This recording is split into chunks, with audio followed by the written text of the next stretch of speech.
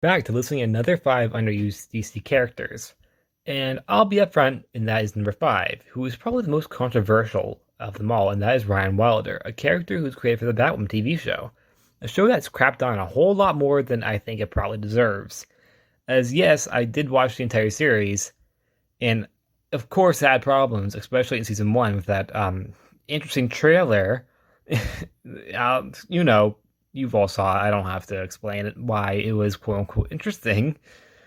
But the show itself, in my opinion, was mid. But Ryan Wilder, a character who came out of the show, I think definitely has a glimmer of potential. The idea that she is in the same mindset as the villain she fights, but she still fights them, but she sees where they're coming from, which I think is a very interesting idea. That she has compassion for those who are such as Alice or Joker, even, which is, I know, can come across maybe putting her in a more antagonistic role, but I think with the right direction and writing, which I would say is probably not on the Batwoman show, but I think it could be done well in a comic book format, which she has appeared in the comics, but only 2 times, which is actually dubbed Wildcard and not Batwoman, like the show. So I suppose she's going to become Wildcard in the comics, but we've never seen that yet. She last appeared in 2021, and now it's 2022, and she hasn't been seen since. Last time she was shown in comics was that she escaped Cassandra Cain and Stephanie Brown, who were looking for her after Oracle sent them after her thinking that she was a villain, only to find out that she was actually stopping a crime instead of committing one, which is very in character for her. So personally, even though I know a lot of people are going to hate me for this, but I really do think Ryan Wilder has potential to be a great character in the comics, even if she comes out of a TV show that a lot of people don't like. But yet again, Barbara Gordon came out of the 1960s Batman show, and that turned out really well. So why can't Ryan Wilder come out of this? Also, John Diggle came out of Arrow, Dreamer came out of Supergirl, and Ryan Wilder did come out of Batwoman. Even if she hasn't appeared too much, she still exists in DC, so I'm counting her. And I really do think that there is something there that could be worked with. Although I could also see that possibly being given to Catwoman or Red Hood, as they too can be seen as having the idea of what the villains see. As Catwoman and Red Hood have both been considered villains at times. Even Damian Wayne, I think, could be kind of given that. But I also think that Ryan Wilder could bring more of a, how do I say, extreme look into it. As Red Hood and Catwoman, I think, have more of a glance towards it. Ryan Wilder, I think, could be a lot more aggressive and, how do I say, angry in an angry fashion towards what she believes, which I think in itself is an interesting concept. But that's my opinion. I already know a lot of people would disagree with me on that, but this is my video, so I'm counting it.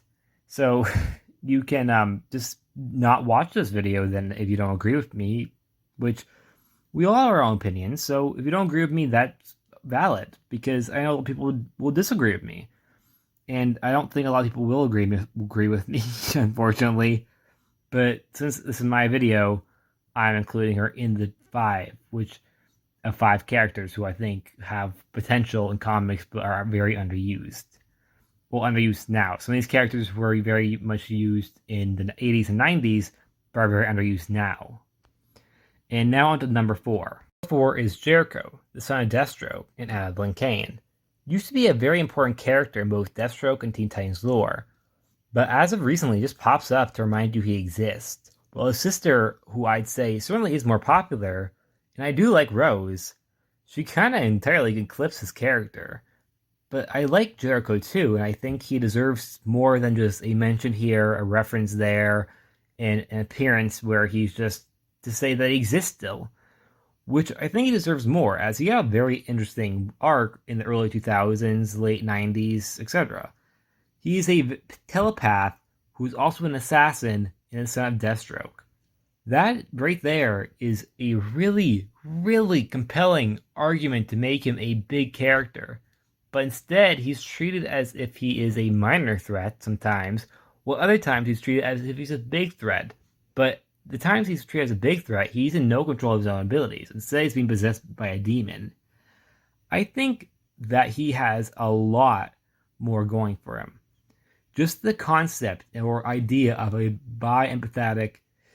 empathetic assassin anti-hero who has telepathic abilities. Just that itself sounds so intriguing on paper. And imagine what you could do with the idea of him in the Deathstroke family, which, yes, has been explored, but usually the Deathstroke family exploration is done through the eyes of Slade or Rose, not Jericho or Grant Wilson, but this is more about Jericho. Jericho is a metahuman, which, like his brother and sister and father, who are also metahumans, but Jericho's abilities are very different. While they're more of a healing factor, X-Men terms, Jericho, like I said, is a telepath, making him a black sheep of the family. Well, his mom is also human, so I guess it also could make her a black sheep of the family too. Because, like I said, it's about Jericho. Well, everyone else has more of a standard Wolverine or Deathstroke powers. Jericho didn't get his powers that were granted from his father. He has separate abilities. He has a different power set that can make him come across as empathetic towards the idea that he feels left out of his family. Just the very idea of this character is incredible, and I find it insane that he has not been used as much as he's used to be. And even when he used to be used, he was always possessed by a demon. There was also playing around the idea of Jericho and Raven having a relationship, which, well, I think could be interesting to develop. I personally prefer Raven with Beast Boy. Well, I think Jericho has a very compelling ability and personality and just character in general. I do think that his character does have a bit of a flaw. And that is, how do I say, he's a bit over dramatic at times. And that is the fact that he seemingly hates his father for all the wrong reasons. Like, his reasoning to hate his dad is very different from what I think it should be. Not the fact that his dad is a bad person, or a serial killer, or a mercenary, but for reasons that I don't really know. It's never fully explained what his reasonings are. They just have a complicated relationship, which is usually just built on through Deathstroke's view and Rose's view. But Jericho, he's kind of, in my opinion, doesn't really have a motivation, which I think is definitely his character's downfall. But I think that could be built up on. Maybe change some things around, or not necessarily change things, but try to, how do I say, develop his character more, and I think he could become a very strong Teen Titan. Or make him a villain. I think he could work either way. Which he has in the past, but when he's a villain, he's always possessed by a demon. I don't know why it's an ongoing trend. He's always possessed by a demon. He's also, the portrayal of the character's sexuality has been slightly explored, but with at a time where characters of color and different ethnicities and just overall representation as a whole, the character being LGBTQ could be further explored, I believe, as the time where his character was introduced was very different. Whereas he was portrayed as bisexual throughout his entire inception as a character, he wasn't allowed to outright say it because of censorship reasons. Nowadays, he can actually have an exploration of his sexuality, which I think is now his time, because his character has always had a really interesting history when it comes to his bisexuality. It's not done in tokenism type fashion, instead it's done in a way where you can actually feel his general confusion at the time, but also embracing who he is, while also comparing it to his abilities as a telepath or an empath. It kind of changes through different stories, because he's referenced as a telepath in one, and I've also read one where he's referenced as an empath. Is he both, or is he one or the other? Either way, I think any character who is related to Deathstroke can do a whole lot more. And personally, I'm a little disappointed in the fact that they introduced a new character named Respawn when I think Jericho could just fit the bill as Respawn instead. While I know Respawn, of course, is Damien's half-brother, and it makes it a more compelling story that it's his half-brother, but I think making his half-brother was a little generic. Instead, I think Respawn should have been Jericho in disguise. But that's my opinion. Personally, I liked Respawn marginally, but Jericho, I think, is a far more interesting and intriguing character. So I dislike the fact that they're introducing more Deathstroke family members when we didn't really get development for this one who has incredible amount of potential. And same thing with Grant and Adeline. Neither of them are been given too much to play with. Well, I would say Grant and Jericho have been given at least more to do than Adeline, who is kind of just forgotten a lot of the time, which is unfortunate because I think her character could be really interesting to play with as well, with the whole fact that she fell in love with a mercenary, but nothing's really done with it. Although I like what they did on Titans, which is probably something I won't be saying most often because I have problems with Titans, but not their version of Adeline. Number 3 and number 2 are kind of combined, and that is Obsidian Jade. At first, I wanted to do these two characters separately, but I realized I feel like that would be disrespectful to each character by referring to them separately, which I think would also kind of, how do I say, making them be separate will kind of, you know, and decrease their interestingness. Because what makes them so interesting is their dynamic as siblings. They're the son and daughter of Alan Scott in Thorn. Not the New 52 Thorn, not the post-crisis Thorn, or, well, I mean, she technically would appear pre-crisis, but she's always referred to as a post-crisis Thorn, but the Golden Age Thorn. And Obsidian, on one hand, the brother, has these abilities of total darkness. He is referred to as the embodiment of darkness, which I don't know if that's still a thing because a lot of characters are referred to as the embodiment of darkness, as that is just a kind of a trend for really anyone who has quote unquote darkness in them. Even in Dark Crisis, I'm pretty sure Pariah is referenced as being the embodiment of darkness, but don't quote me on that. I might be misremembering, but I'm sure there was a line on the lines of him being the quote unquote embodiment of darkness. Well, Obsidian, despite the fact that he might be one of the embodiments of darkness, he's not actually a bad person. In reality, he fights the darkness. And he is a member of the JSA and a hero. Well, Jade, on the other hand, is seen as this light and is a Green Lantern member. She also recently appeared in the Stargirl TV show. Jade is the complete opposite of her brother, but yet they're both heroes. Jade also has the Green Lantern ring abilities, such from her father, but she also has her mom's abilities to grow plants, kind of like Poison Ivy. Although I think some writers kind of forget that because a lot of times Jade will seemingly no longer have those abilities, but they're brought back from time to time. Although I do think that it kind of makes her a little overpowered with the fact that she has both Green Lantern powers and practically Poison Ivy powers, which I know they're Thorn powers, but everyone just thinks of it as Poison Ivy, I assume, because, Poison Ivy or Thorn. Well, Obsidian, I think, this also can be seen as overpowered, but I think that's what makes them so interesting. They're like these two overpowered beings who are very much human. They are not actual gods, but they have godlike abilities. One is light and one is darkness, but they're both actually equally as good.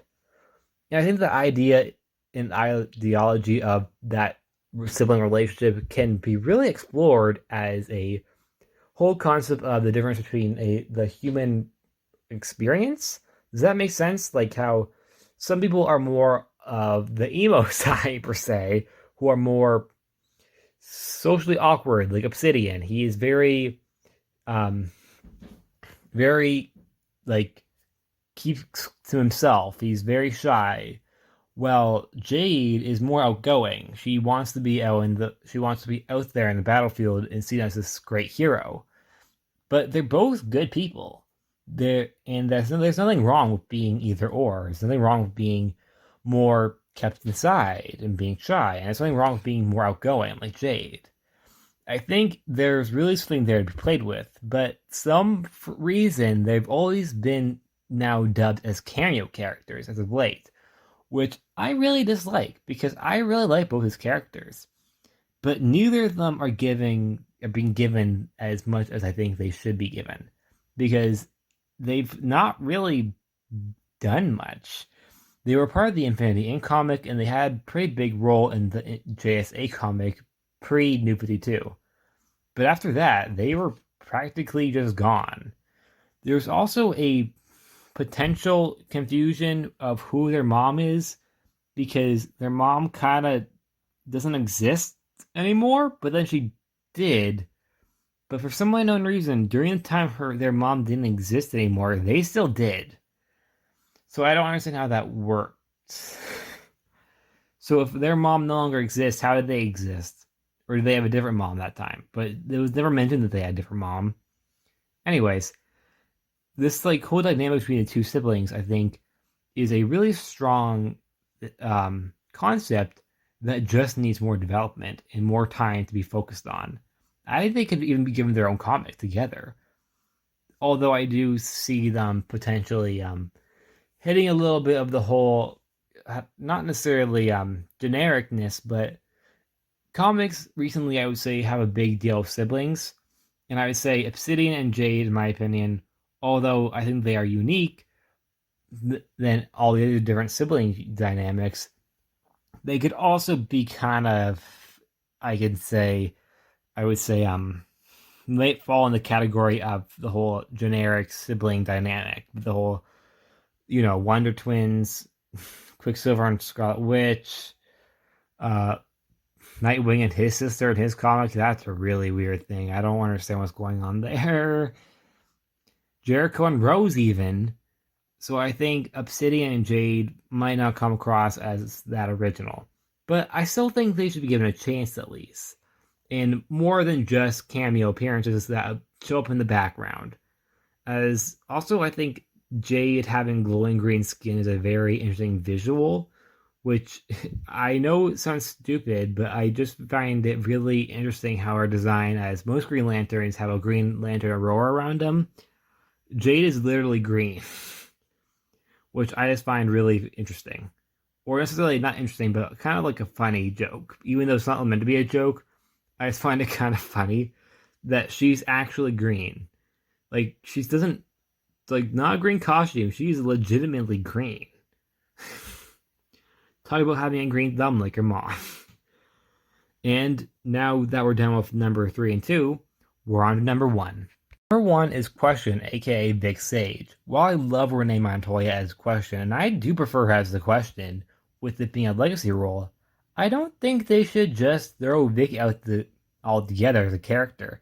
His relationship in the DCIU fellow vigilante hunters is something that was so well received by fans, that some forget that relationship never actually happened in the comics. But I think it should. Hunters at the time is kind of making a comeback, which is why I didn't include her on this list.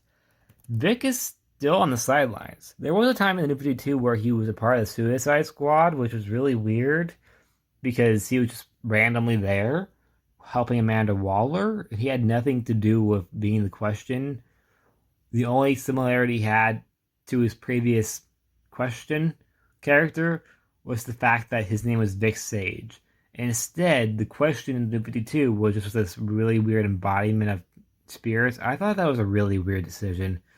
Personally, I think Question works best as a vigilante. Not that whole paranormal crap they were doing in the 52 with him and Pandora and the Phantom Stranger. I really dislike that run, the Trinity Sin stuff. I dislike that hard. Sorry if any of you really liked that, and if I offended any of you. If you love that comic, then good for you. But personally, it just wasn't for me. I like Renee Montoya as the Question, but I like the idea of Vic Sage being the legacy character. He was the first Question, and then Renee came, and let's forget about the Ghost Question, as DC apparently did too. Personally, I think Vic Sage should appear either as a mentor for Renee Montoya, or at least have a comic where the two have a conversation, which they did have, but not recently in Rebirth. Or have a comic of him and Huntress teaming up and potentially having a relationship. Or just have a comic for him, or have a Huntress comic where he shows up sometimes. They just need to bring this character back at this point, because he is ridiculously just underused now. After the whole weird post-crisis New 52 stuff where he was a part of the Suicide Squad, which I also really didn't like. Which I'm also confused about, because is that still in continuity? Because the whole Rebirth, soft reboot stuff, a lot of stuff isn't really addressed, but a lot of other stuff is like the core vowels. Anyways, I really like Big Sage, and I want to see him come back. But at this moment in time, it doesn't seem like he will. And don't get me wrong, like I said, Renee Montoya is personally my favorite version of the question. And I'm happy to see that she's the question again, because I really dislike the fact when New 52 happened, they didn't have her or Big Sage as a question, and instead gave it to the paranormal person. That was like the embodiment of questions. It was really weird. Maybe have the question go up against the Riddler. That would be funny. Or maybe just have him at least appear in some sort of capacity. I'm just really sad that the question is very underused as of late. He had his own series for a time where he fought Lady Shiva. That was a really interesting comic, and I really liked it. Although there were certainly some issues with the comic, there was also a time where the character was meant to appear on Arrow, but the showrunners were told that they weren't allowed to use him. So why? I think he could even get his own movie. Fun fact, the character Rorschach from the Watchmen comics was actually based off the question. I think that just shows that just how much potential the question has. His legacy carries on from Rorschach to Renee Montoya to that paranormal person from Trinity Sin that I'm still very confused about. But that's it for this video. What do you think? Do you agree with this list? Do you think these characters are underrated or underused? Personally, I think they're all very underused, like I said previously. And I'd honestly would love to see any of them come back. Jade and Obsidian have recently appeared in the Dark Crisis comic, a part of the JSA, but they haven't had any lines yet. Instead, they're just standing in the background, like always. But hopefully they'll have lines next issue. Hopefully, probably not, unfortunately, but I hope they do. Anyways, like I said, that's the end of the video. Please like, subscribe, and I'll see you guys next time. Bye.